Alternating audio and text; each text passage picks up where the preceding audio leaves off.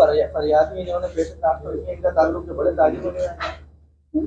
जो फरियाद नामदी हो जाएगी, अभी तक नहीं हुई है, लेकिन ये है कि हमारे पास एविडेंस है कि वो जो नंबर है जहाँ पे रकम ट्रांसफर हुई है वो उनके नाम पर है, और दीगर रिकॉर्डिंग्स भी हमारे पास मौजूद हैं जिसको हम कुछ तो स्पेसिफिक नंबर मैं आपको नहीं दे सकती।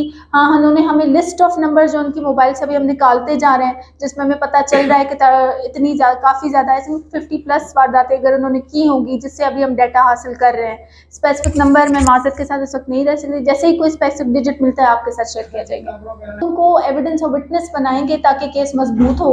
जिनके साथ हुआ है उनसे भी रब्ता करना चाहते हैं। डेफिनेटली आपको पता होगा कि हम लोग रब्ता कर सकते हैं, फिर उनकी विल है कि वेदर उसके साथ वो आगे तफ्तीश का पेश करें। इनके लिए भी हम लोगों ने सीनियर ऑफिसर्स को लिखा है और इनकी जो बहादुरी थी उनको सराहा गया है। आईजी साहब की मीटिंग में मैं मौजूद थी। आईजी साहब ने पर्सनली मुझे कहा कि रीना जो आपके साथ लगे, सो उनको सराहना मुझसे ज़्यादा आई थिंक ज़रूरी इनको सराहना है।